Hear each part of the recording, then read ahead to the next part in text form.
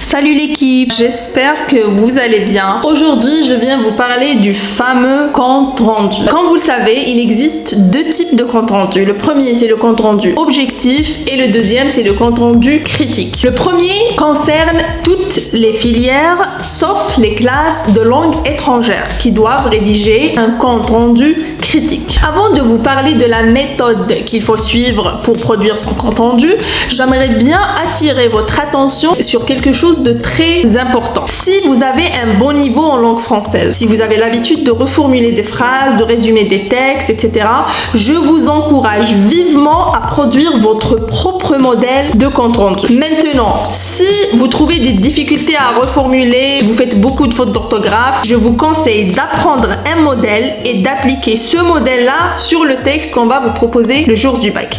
Mais l'idéal, c'est de produire son propre compte rendu. Revenons maintenant au sujet d'aujourd'hui. Avant de vous donner le contenu de chaque partie, j'insiste sur la forme de votre compte rendu. Il faut savoir que la forme est notée. Première chose à ne pas oublier, c'est le titre. Il faut mettre un titre. Soit vous dites compte rendu objectif, soit compte rendu critique. Deuxième chose, c'est les alinéas. Le prof correcteur doit distinguer deux parties si vous choisissez le compte rendu objectif et trois parties si vous choisissez le compte rendu critique. Comment puisse-t-il distinguer ces parties? À travers les alinéas. Avant de commencer chaque partie, il faut laisser un petit vide. Troisième chose à ne pas oublier, c'est la ponctuation, s'il vous plaît.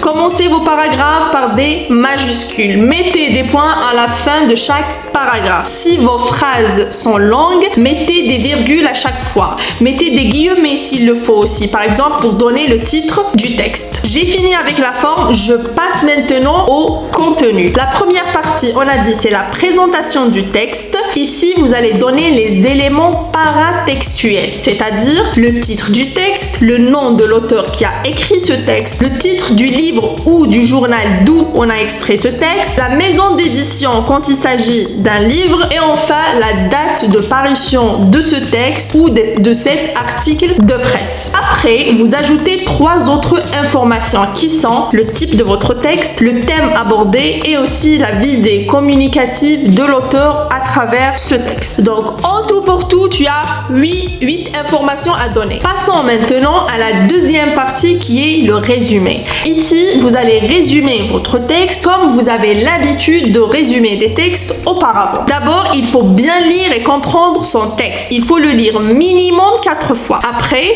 vous prenez un brouillon, vous allez essayer de donner une idée générale pour chaque paragraphe. Maintenant, le texte qu'on me propose au bac est trop long, surtout s'il s'agit d'un texte historique. Qu'est-ce qu'il faut faire? Il faut essayer de jumeler des paragraphes. Par exemple, le premier et le deuxième paragraphe, je vais essayer de donner une idée qui va englober ce que l'auteur a dit dans ces deux paragraphes. Après, c'est bon, j'ai donné les idées essentielles de chaque paragraphe. Je vais les relier par des articulateurs de classement ainsi que des verbes introducteurs. Par exemple, l'auteur commence son texte par dire que, ensuite il ajoute, je donne la deuxième idée. En outre, il confirme, troisième idée, et enfin, il conclut son texte par dire que voilà la dernière idée. Avant d'arriver à la troisième partie, je vous donne une petite remarque ici. Soyez intelligent. Exploitez le maximum possible les questions qu'on vous a proposées dans la compréhension de l'écrit. Comment? C'est simple, je vais vous expliquer. Par exemple, on vous dit dans le deuxième paragraphe, l'auteur a parlé des blessures psychologiques qui empêchent le développement affectif et social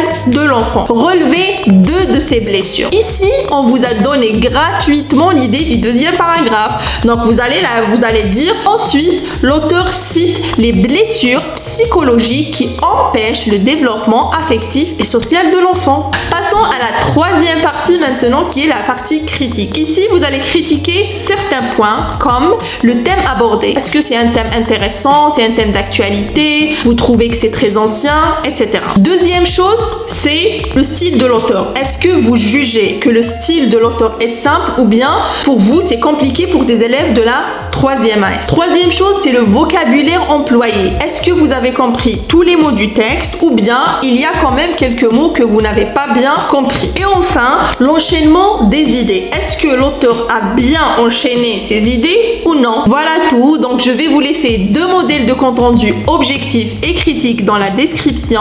Jetez un coup d'œil. Vous pouvez apprendre un modèle ou rédiger votre propre modèle en suivant juste la méthode. Voilà, j'espère que vous avez appris quelque chose à travers cette vidéo. Je vous donne rendez-vous la semaine prochaine pour une nouvelle vidéo. Ciao! I give a second chance to